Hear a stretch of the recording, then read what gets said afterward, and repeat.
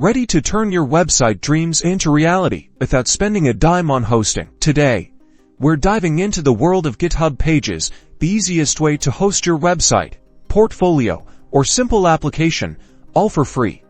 First things first, you'll need a GitHub account. If you don't have one, head over to GitHub Account and sign up. It's quick and easy. Once you're logged in, click on the New Repository button. Give your repository name.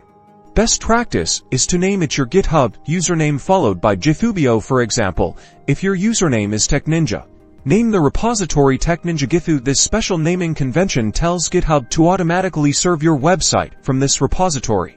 Now, populate your repository with your website's files. This includes your HTML, CSS, JavaScript, and any image assets. You can either upload existing files or create new ones directly within GitHub. The key is to have an indexed file, which serves as the entry point for your website.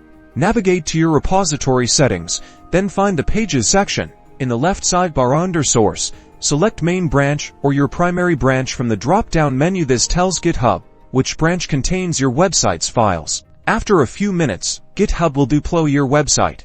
You'll see a message indicating that your site is live, along with the URL. This URL follows the format username GitHubio. And that's it.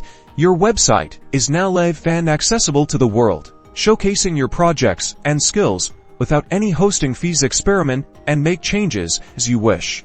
All you need to do is push the updates to the main branch of your GitHub repository. Happy coding!